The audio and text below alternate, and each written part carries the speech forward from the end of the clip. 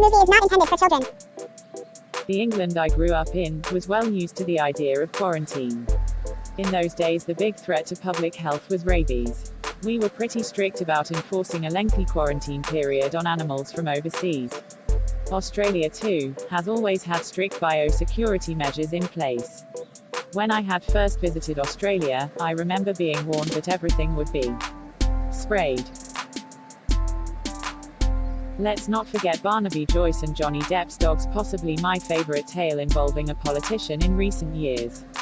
Poor old Barnaby will probably always be known as the man who threatened to exterminate Johnny Depp's dogs. However, as we have seen recently, biosecurity is no laughing matter, lives and livelihoods depend on it.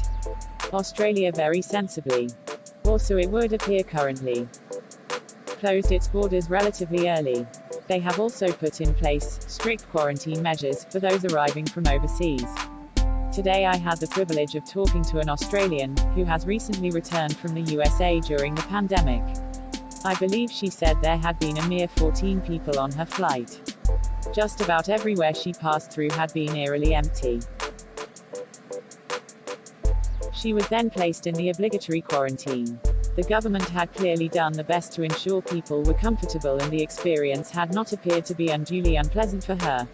See Johnny Depp's dogs, you would have been fine too. We have all been placed in unusual situations in the last few months. I still suspect I made a starring, albeit brief, appearance in one of my son's lectures. We have been confronted with things like empty shelves and our own mortality. Let's hope we retain the lessons we have all learned and remember that most of us have merely had to endure temporary inconvenience and not the permanent heartbreaking reality of those for whom isolation or a struggle to buy daily essentials is nothing unusual. Bye. Thank you for watching.